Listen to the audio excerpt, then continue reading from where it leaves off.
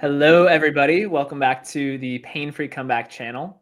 We have a very special guest today, George Hoffman, who is going to share his recovery story from a lot of different types of chronic pain, a lot of different locations. And George was actually one of my first clients way back in the day. And he has just an incredible story to tell. He's from Los Angeles. He's an amateur triathlete who has competed and continues to compete at a really high level. He won, he was the overall winner of the 2025 Victoria 70.3 Ironman. And he, I think, is a testament to the power of being able to do this work, not just to get back to where you were athletically, but also to reach new heights. So I'm really excited for him to share his story.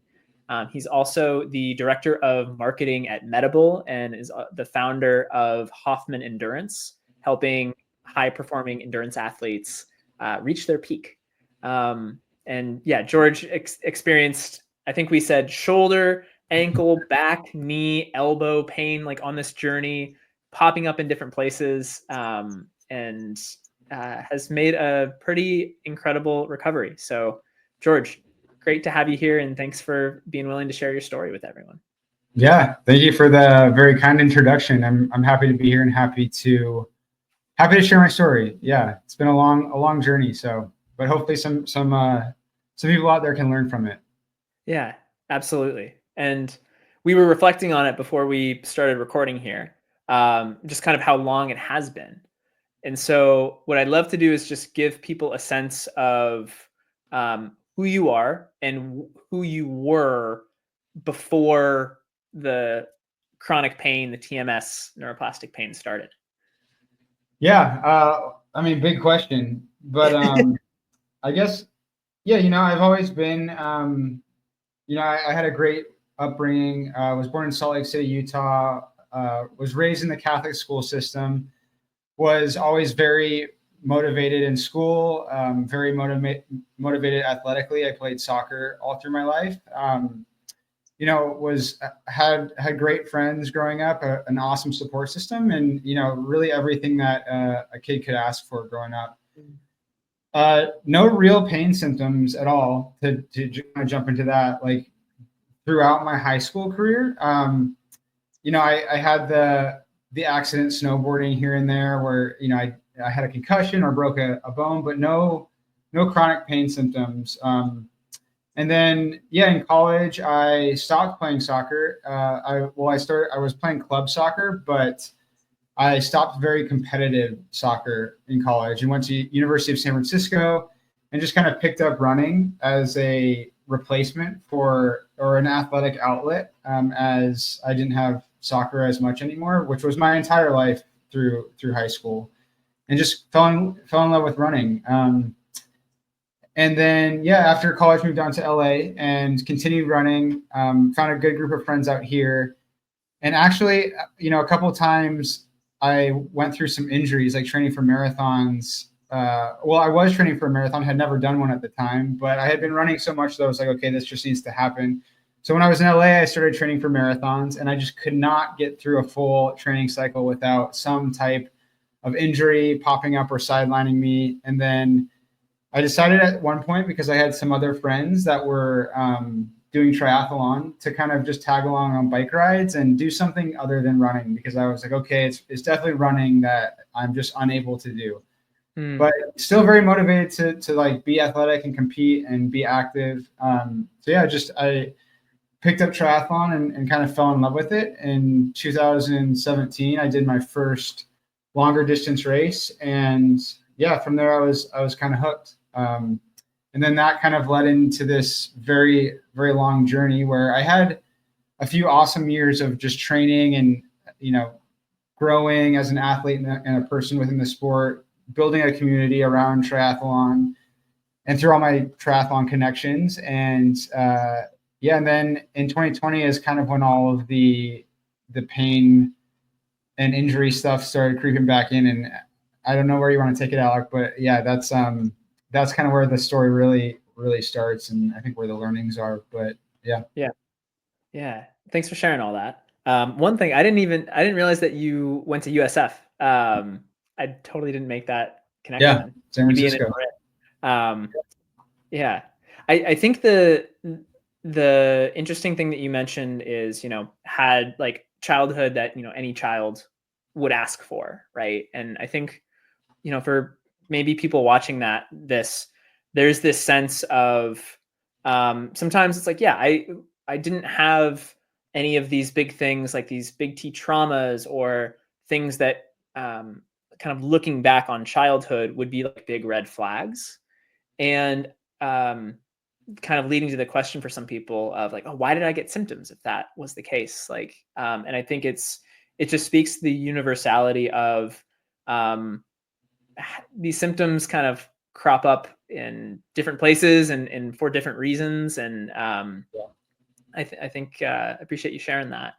Um, and I want to ask as well, before we get into the symptoms, just to highlight for everybody. So you were on, Team Everyman Jack for a number of years, correct? And then, you're now on Roca Standard Racing, and these are like high level triathlon teams in the US. Like, this is a mix of both amateur and professional triathletes, correct? Yeah, that's right. Yeah. So you're doing this at such a high level. And yeah, take us into like, when did the symptoms first begin, and when did this kind of descent into chronic pain or what you perceive to be injuries that limited your performance? How did that start?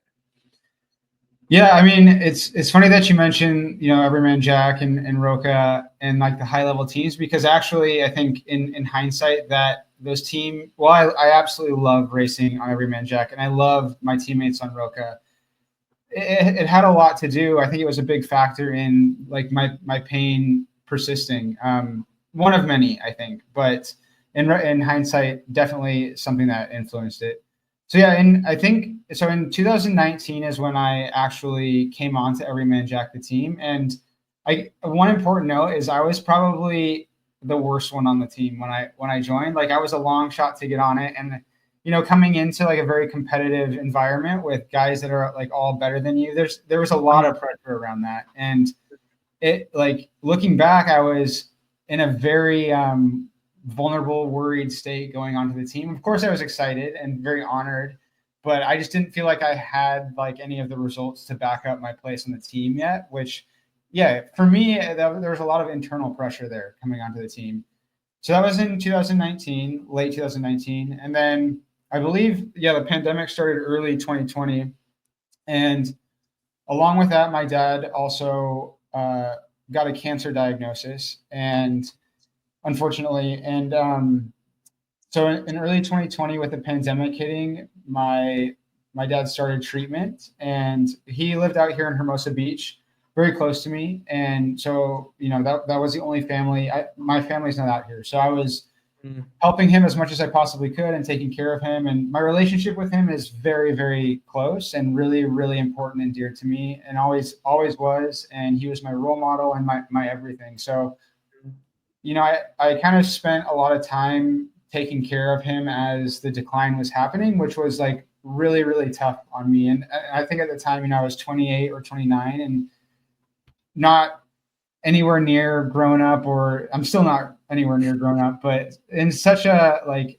a transitional state in my life with like work and triathlon, and like, yeah, it was just a kind of like a soft spot for me in my life.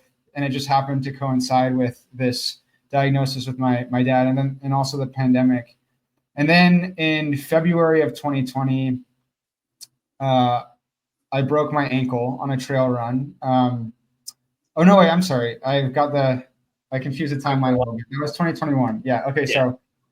So through the pandemic in 2020, I was taking care of my dad, and he unfortunately declined severely and ended up passing away in April of 2020.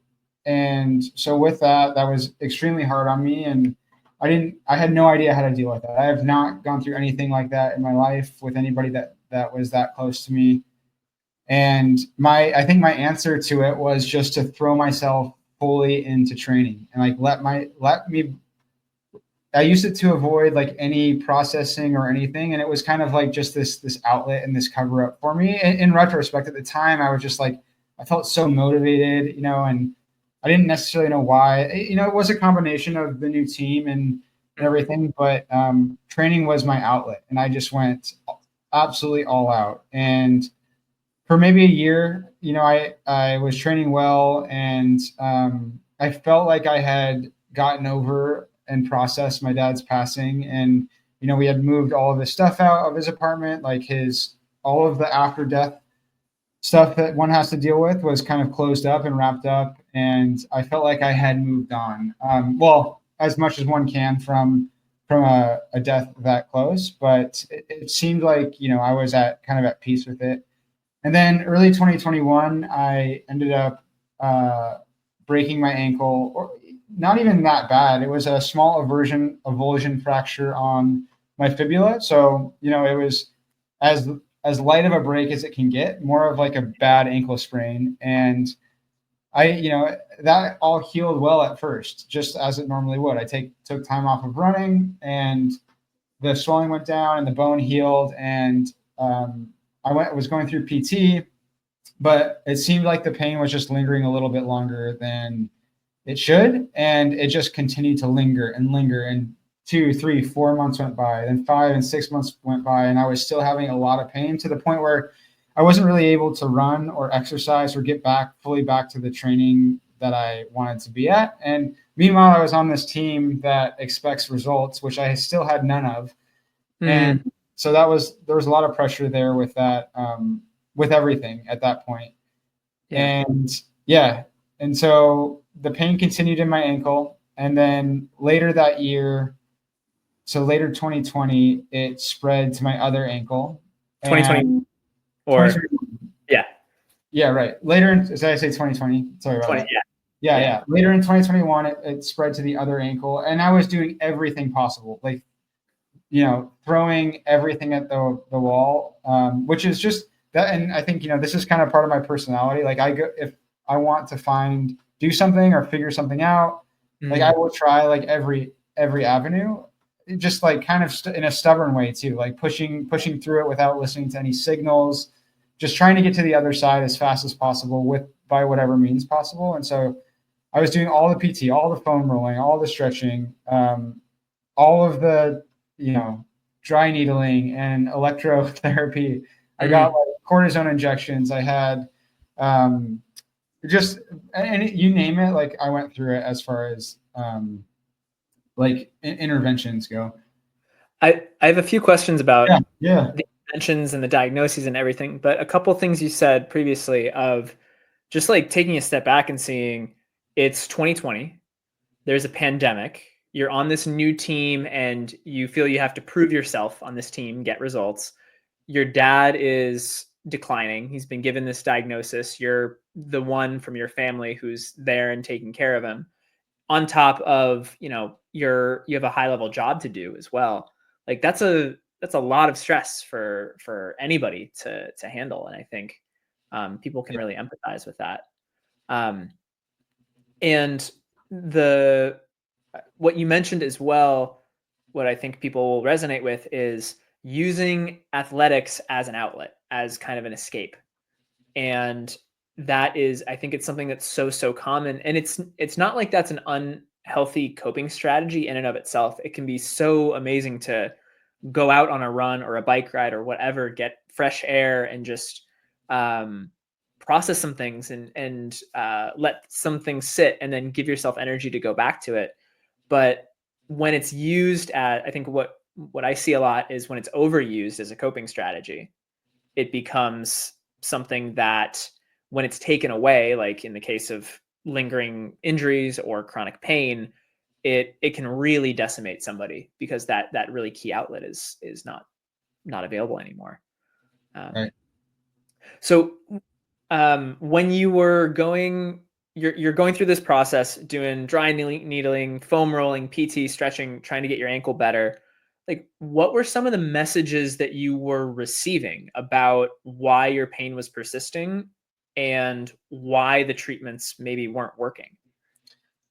Yeah, I mean, I think something looking back that was important is that as well-meaning as the just entire medical field is in certain areas, there are some things that I experienced that I'm sure many people experienced that impacted me very negatively when it comes to my pain persisting, my neuroplastic pain persisting, and that was whenever I got imaging, I was told, yeah, there's nothing wrong as far as your bones, your tendons don't look, there's no tears or anything, but I do see some there's some fluid here that might be contributing to it. So I felt like a lot of the medical professionals that I saw were trying to find an answer for me, and in my best interest. Like they Mhm. wanted to give me an answer, and every time that they gave me some type of answer to just grab onto, I fully accepted it and took hold of it. And especially considering how much you just innately trust medical professionals,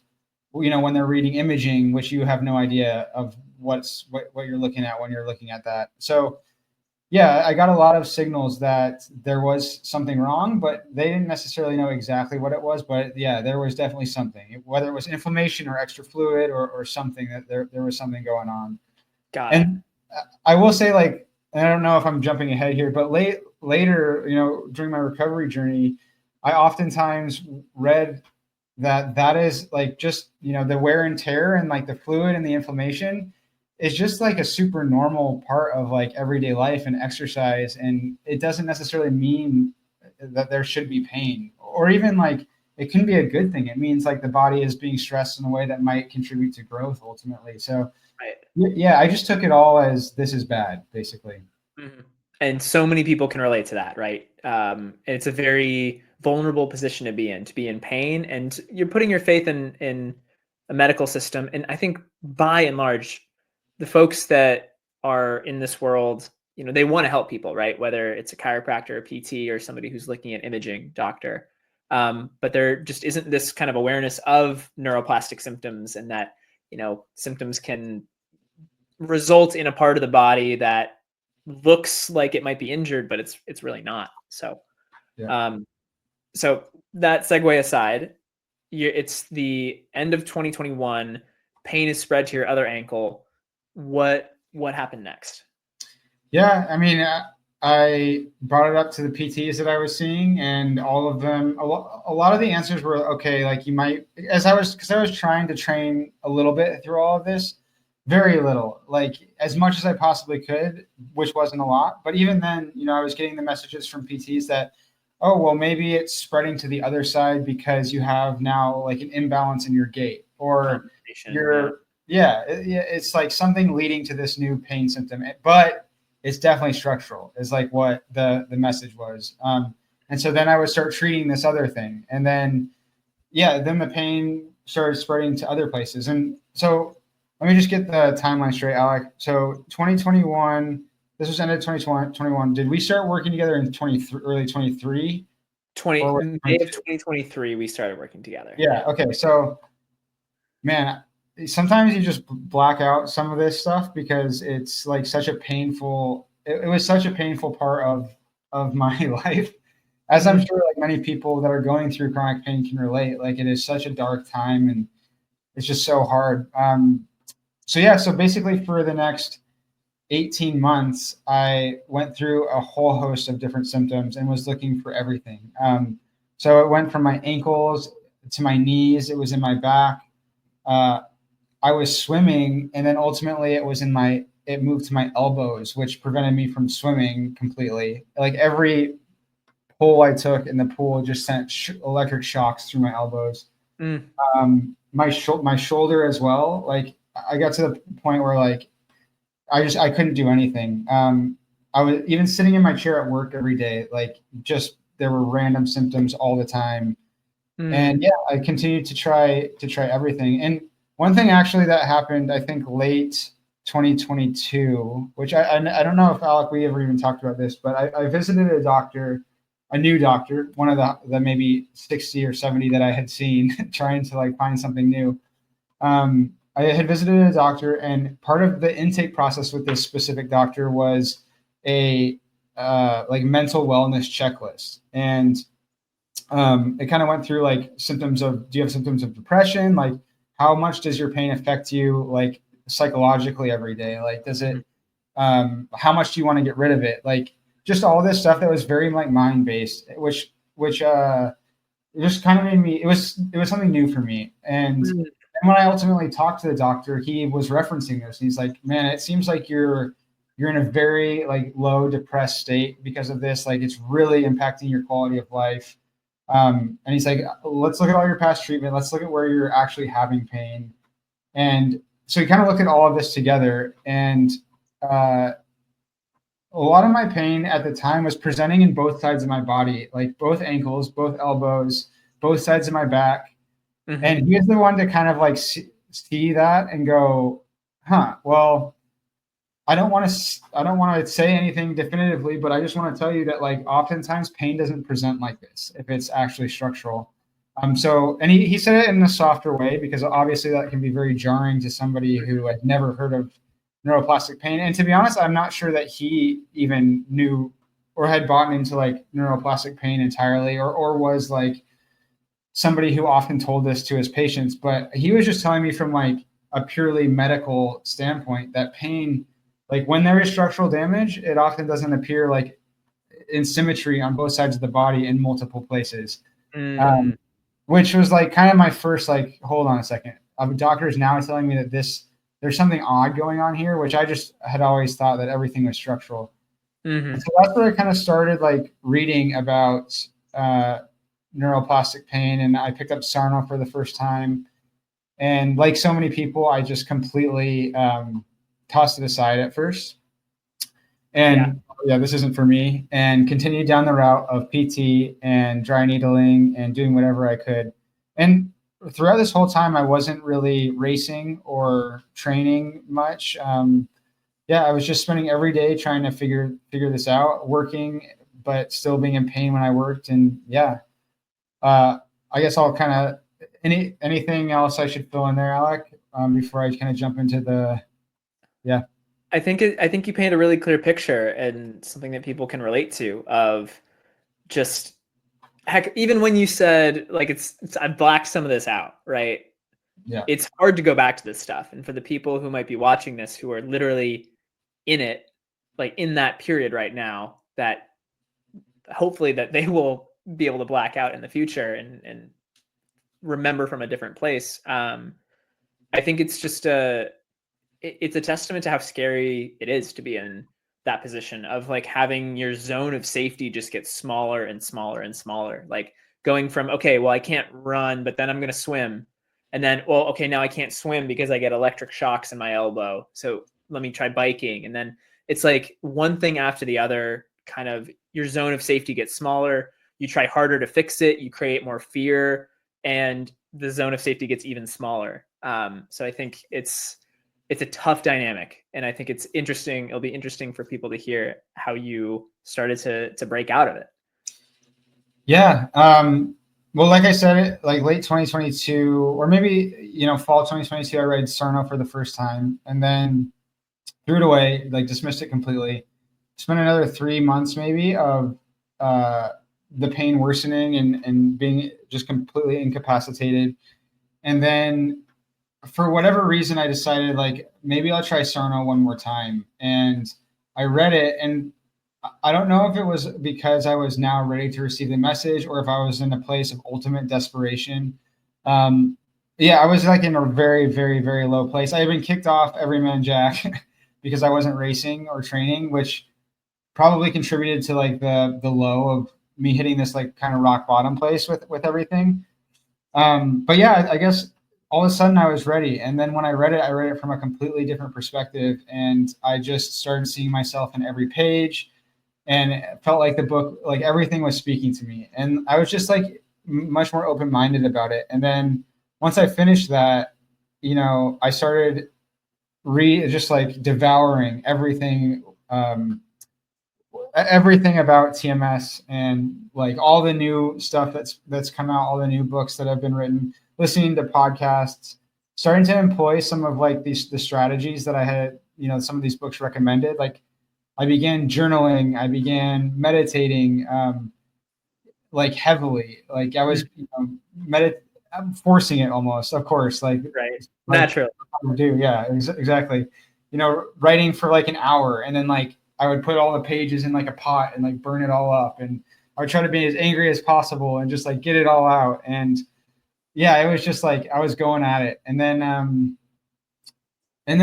yeah, one day I listened to Eddie. I was listening to the Mind and Fitness podcast, which I think is probably the best, most relevant podcast out there as it relates to chronic pain in athletes. Amazing. And Eddie is just absolutely great, the host, and has been doing it for such a long time. Um, and Alec had an episode that I listened to, and as much as Eddie does talk about this stuff for athletes, like he hadn't at that point had an actual athlete that had experienced chronic pain and was like down and out for the count, like I was. It was mostly with like some of the best practitioners of and teachers in the TMS world. And yeah, so Alec was the first like athlete that I was like, oh my God, this story is now it's real. Like now is starting to make total sense. Another athlete has experienced exactly what I've experienced. And so I basically thought to myself, I have to reach out to this guy. And yeah, Alec and I started working together kind of immediately. And I like really didn't look back. And then, yeah, Alec, do you want me to start going into that or anything that you want to Yeah. add? So one thing I was also curious about is you also saw Dr. David Schechter, who is Great. well Yeah. in the TMS world. Do you remember when that was in terms of your recovery process?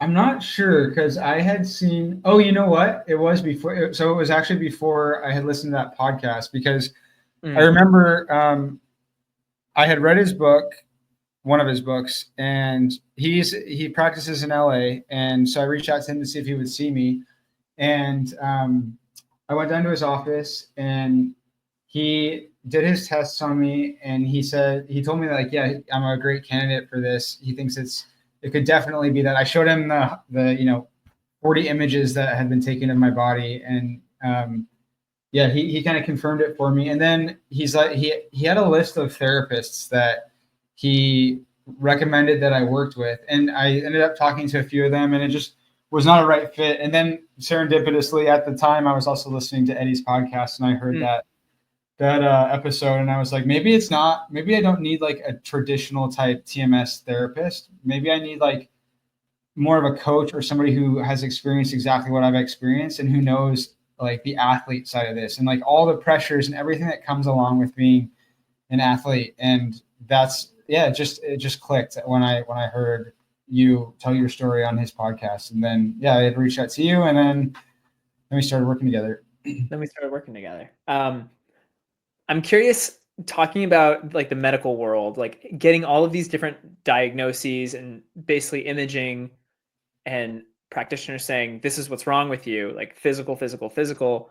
How important was it to have a bona fide MD say the opposite to you? That's like, actually, your imaging is pretty normal. It might be something that's neuroplastic. Like how is that? Did that play a role in the recovery journey? Yeah, I think definitely. I think by the time I had gotten to going to Schechter, I had read so many stories and books that were written by doctors about this particular thing that I was like on my way and kind of already believing it. But yeah, to your point, just in the flesh, hearing an MD tell you, looking at your images, like my own images, and doing a physical examination on me that it's most likely TMS. Yeah, like the authority that brings, like the recommendation brings, or not recommendation, but diagnosis brings, like just like changes everything. You can read about it all day, but when somebody looks at your situation, who's an MD, and like gives you the yes, this is it changes a lot. Yeah, Definitely. And okay, so we start working together. You're starting to learn about TMS and devoured all this content, doing the journaling, like all these practices.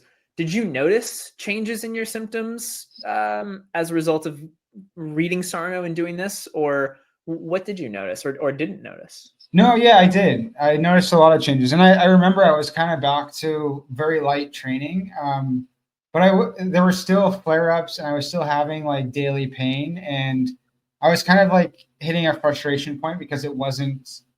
I was like, this is the thing. Like, why isn't it solving itself faster? So, and to be honest, I think I didn't have all of the right strategies and techniques, and I didn't have the mindset yet, or like the viewpoint, the paradigm, whatever shift that I ended up ultimately having to be able to like really emerge out of it, which is exactly where I found like so much value talking to you and working with you is yeah, like learning about all these techniques and how I can apply them in my specific situation, and then talking through like some of like the emotional background and things that might be contributing and the things that I might need to explore in my life, or avenues I could take that might be interesting or like lead me to a better place with my symptoms. So Mm, yeah, that was really important.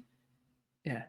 What was that paradigm shift? You mentioned those words, like what clicked, or take us through kind of the recovery process as it happened, and knowing that it wasn't linear, right? Like I know we'd have sessions where you'd come in and say, Alec, another symptom popped up in a different location, and just take us Yeah, through a little bit of that.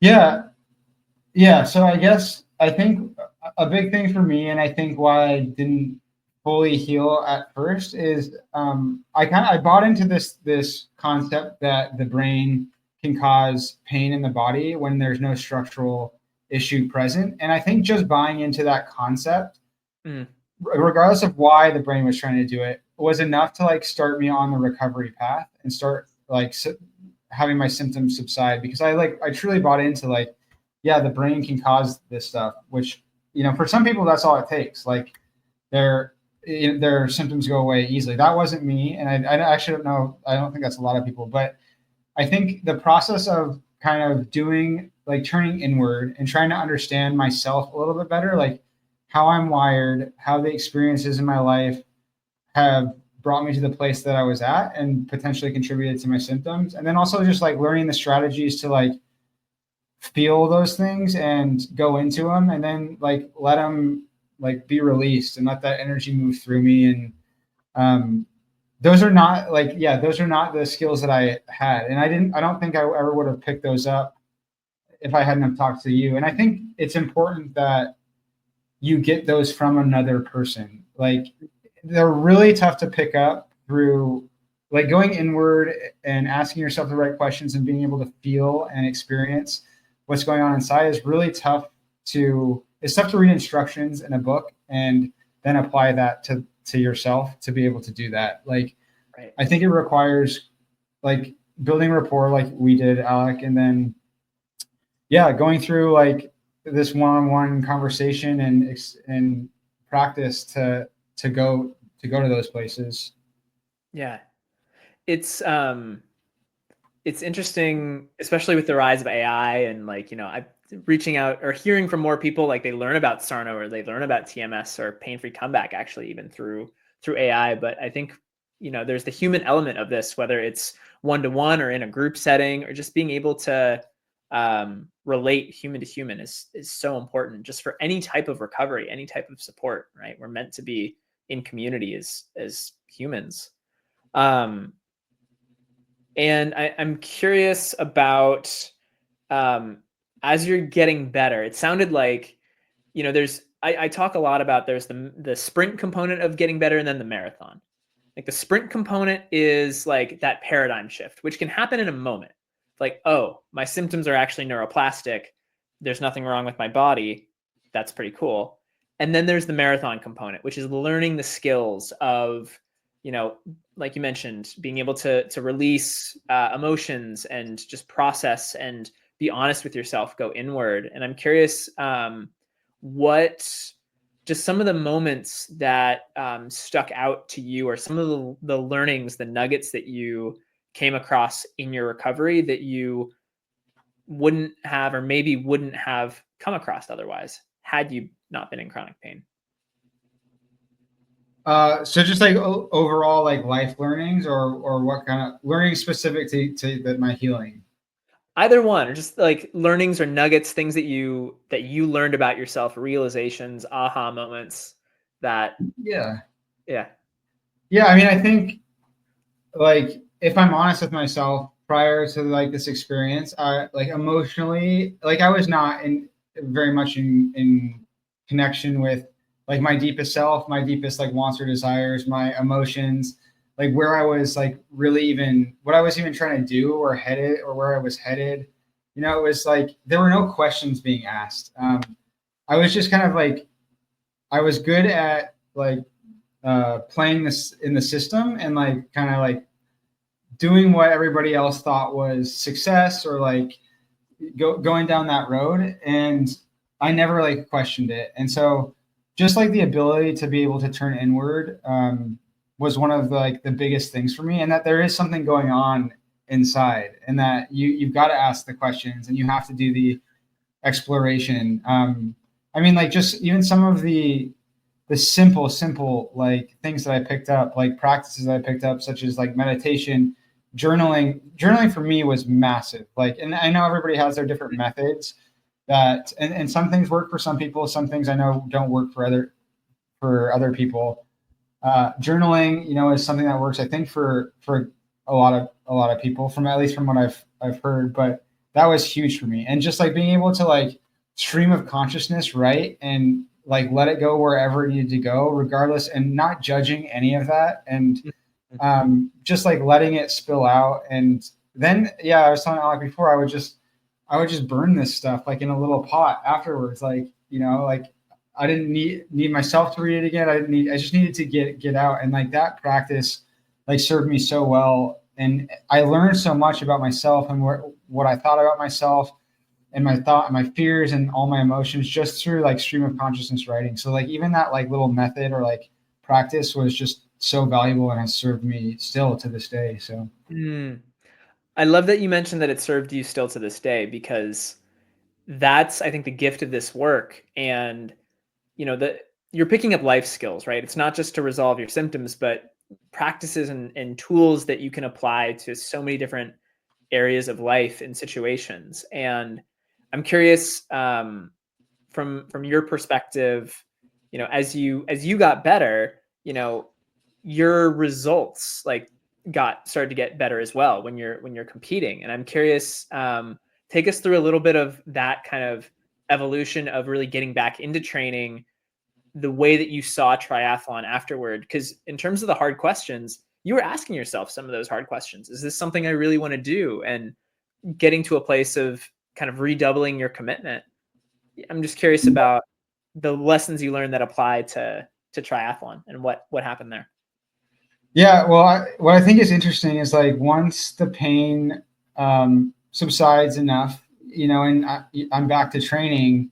Now I'm back with like a whole new mindset. Like I'm asking questions to myself about why I'm doing it, or like, do I love it, and is this serving me? Like stuff that I would never have asked before. But I was now back and pretty much pain free at the time, with like a whole new mind on how I looked at the world and looked at things. So yeah, there was a lot of like, and there still is like to this day questions about like, is this the right thing? Like, do I still love it? Is that enough? Like, is loving it every day, doing it like enough for me? Like, is there opportunity costs that I'm, you know, by investing so much time here, you know? And it's okay that I continue to ask those questions, and I'm glad I do, and I will continue to ask myself those questions. And if the answer continues to be, you know, joy and, you know, these other beneficial things that triathlon brings me, and that's the reason that I ultimately do it, then that's great. But I guess the point is now I'm like, I approach things like triathlon, which is really important to me in my life. And I ask questions about it, and like, which serves me super well in a lot of ways. It can like take me down a path or take me off a path that I know doesn't serve me anymore and put me on one that does serve me, as long as I'm asking the questions to get there. Um, and then I guess, yeah, as far as performance goes, I guess I did keep coming back to like, I just have so much joy in the sport. And I think that reminding myself constantly that I do this because I love it. And just like every day when I get out there, I'm reminded that like this is joyful to me to do it. And I've maintained that maybe because I keep asking myself that question. And who knows, like maybe if I didn't have pain and I never went internal or like never had this mindset shift where I'm asking myself questions and going inside, maybe I never would have asked myself if I'm doing it for joy. And maybe I would have lost the love for it. But Mm, I think like I've cultivated a relationship now with triathlon that is like a very joyful and loving one. And like that just served me as an athlete so much. And like another one is just like I'm so much more in tune with my body and like the signals that it's sending. And um yeah, like even in racing and like those feelings that come up when like you're pushing yourself hard and it hurts, like you can ask yourself questions in those moments too. And sometimes the answers are really important to like leveling you up. Like, am I willing to go there today? Like mm. body, and sometimes you are. And asking yourself the question is pretty important. But yeah, some of those like little strategies just pop up all the time randomly for me when I'm racing and training and things like that. Yeah. To that point, I think there was a story you shared with me about a race you did last year. Uh, I think it was to qualify for Kona for the Ironman World Championships. I could be wrong, but where you were on the third leg, you were on the run leg, and as soon as you made the transition, like you started running, you started to feel like a foot pain, and it was like a pretty strong pain. Yeah. And I think of like in that moment, you're in a race, like it's a big deal. You're either going to like this is going to how you respond to that pain is going to make or break your race, period. And if you hadn't gone through this journey, you know, you might have said, "Oh, my there's something wrong with my foot. I need to stop. Like that's my race. That's over." Right? So many people would do that. I loved what you did instead. You essentially opened up to the pain and you were talking with it. It's like, all right, like Oh pain, yeah. you and me, let's do this. And you noticed that it went away. And I think you said you had an amazing run split as a result. And I think that story just encapsulates so much of the power of this work with athletics, where you're tuned into your body, you're listening to your body, and you're also aware that the sensation that you're experiencing might not mean that there is damage. Right.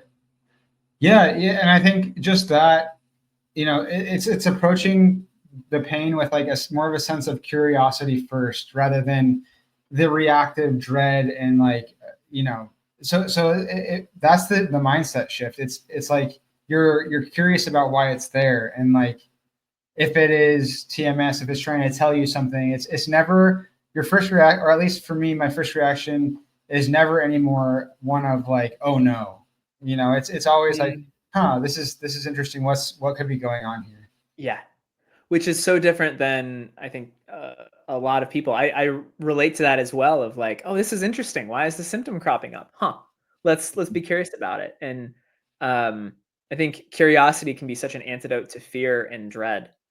Um, Also, one thing I want to mention to people and for them to know about you is the fact that you had said like back when we were talking about triathlon, like you wanted to win a race where you were crossing the finish line, you're the first one, you get to hold the banner, and you recently got to do that at Ironman Victoria. And here's a photo of you crossing Yeah. the finish line, and um, yeah, with the banner. And I love what you said about joy and wanting to do this work. And this, I pulled this from your Instagram post.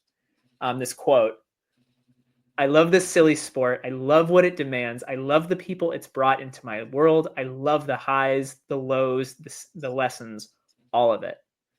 And I think this, you know, I'm curious, what would the George who was just like go back to 2019 when he had joined Everyman Jack and was like the slowest one on the team. Like, what would he say about this transformation and the way in which you're approaching triathlon now versus the way that you did? Yeah, I mean, he wouldn't believe the journey that it took, that's for sure. But I think he would be blown away at like the athlete that I am now. Like I never thought, I always had dreams like to do some of these things like you said. And I don't know if it ever would have been possible without like the confidence that I gained through going through this process of healing and learning all of these things about myself and building that like really the confidence now that I have in myself as an athlete and a person, and that I can get through like anything like that's enabled a lot of these things that I've always dreamed about. And yeah, I mean, the George then would be so proud of the George now. He would have expected me to get to this place in a much different way where I'm accomplishing this. And Linear. yeah, it wasn't linear at all, that's for sure. But yeah, and yeah, I'm proud of like everything that I've overcome to get to here, and every result now. It's like it's not even about that. It's just about like getting through it all and coming out the other side better, and Yeah. yeah. So it's been great. Yeah. Well, I'm curious for people listening to this who might be in the middle of their symptoms and being in that place of fear or doubt, like what advice would you have to somebody who's listening to this, who's resonating with your story and wanting to make the same comeback that you have? Well, one I'd say like I think the most important takeaway for me looking back at all of it is that one, it is absolutely possible, and I think it's almost necessary for you to become like the person that you're meant to be, and like just to actually go through this and come out the other side. It changes the way you think about everything. It changes you as a person. It's made me like so much kinder, more compassionate, more thoughtful, caring. Like I try to make myself better in ways that I never would have made myself better before. I ask the right questions, or I think the right questions most of the time with myself. And yeah, I'm just much more curious, and like, but it took going through all of this to like get there. So Mm, it's a really important part of your journey, and you'll look back on it with like love and like love and gratitude for going through it, which mm, is so hard. I'm sure at the like depending on where you are, it's so hard to see that. And in your lowest of lows, it's like some of the worst feelings of your whole life, of my whole life at least, were in that time. And it's possible to like come through the other side better and happier and grateful. So yeah. it's really inspiring. I think a lot of people can resonate with that. Um, I'm curious. So you're back now. You're racing. You were at Kona last year. Like, what goals do you have now, kind of in the sport, as you're thinking about um, the this place, this being in a place of recovery? Yeah, I mean, I want to continue to enjoy the sport and love the sport and stay fit, and yeah, I just love the everyday of it, and I want to continue that, and it serves me so well, like as a person, for my health. Yeah, and I learned so much just through the daily practice of the sport. So that's the number one goal. Mm, Uh, I have I have ambitions for like being one of the best amateurs in the world and podiuming at Kona, and then testing myself in the pro field, maybe for a year, not too long, and never for an actual profession. But like, I'm just going to take this as far as like it can go and see it through and see like fulfill my potential. I know potential was a lot. One thing that continued to come up, Alec, through our conversations is like I was always so scared, like I was never gonna like fulfill my potential in the sport or see like where I could go with it. And like, yeah, looking back now, like this was like our relationship and being able to work through this and all of what I went through was important for me to realize that potential. So now I mm, feel like I owe it to myself to see it through. mm. So yeah. So we'll see how it goes, but I'm still enjoying it, and I have some big goals. So Well, I always appreciate just seeing your results and just seeing the amazing stuff that you're able to accomplish. And I really think it does give hope to people who are in a place where they're not able to do their favorite activity. They're still in constant pain, yeah. and gives them hope that the setbacks they're facing now can be the springboard to their comeback tomorrow or today. So yeah, George, thank you for sharing all of your story, your wisdom. Is there anything else that you want to share with everybody? I think that's it. Yeah. I'd say just whoever needs to hear it, just, keep going through it, keep putting one foot in front of the other, stay curious, keep exploring, and you'll get there and you'll be better. You'll be better because of it. It's all an important step. Amen to that. Amen to that. And if there's anybody who is listening to this who wants resources, there's a whole bunch of other recovery stories, podcasts, scientific studies, all available at painfreecomeback.com. We also have programs that you can do that will help you essentially give you the foundation to be able to make an amazing comeback, similar to what George has done. And yeah, if George, if people are interested in reaching out to you as well and learning a little bit more about your story or connecting with you, is that something you're open to? Are you willing to share your Oh, I love doing that. Yeah. Or your email? Whenever. Yeah. So my Instagram is G3000EORGE. So reach out to me via Instagram. My email is George Victor Hoffman with 2 N's at the end at gmail.com. Yeah, I'm very responsive. So if you just want to chat about it and talk about where you're at and want to get some advice or want to talk through my experience more, I'm always happy to engage. Perfect. And we'll put your Instagram handle and email in the notes in the description below so people can access that. Yeah, George, well, thank you for sharing your story, for being here, for being open and transparent, and giving a lot of people hope. And I always appreciate when we connect. And thank you for taking the time. Yeah, I appreciate you, Alec. You're a big part of it. So happy to be part of it. All right, everybody. Take care, and we'll see you next time.